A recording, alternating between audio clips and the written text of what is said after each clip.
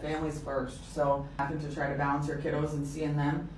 That's why we did better home times. That's why we make an effort to send things home at Christmas, do different things that are not just, okay, well, you chose to be a driver, so this is what it is.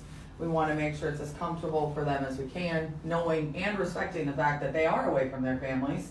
And I just appreciate that the company that I work for makes sure to let the drivers know that they're important. I think we all see that Oh, day yeah. and every day. And we hear all these things on the phone all the time.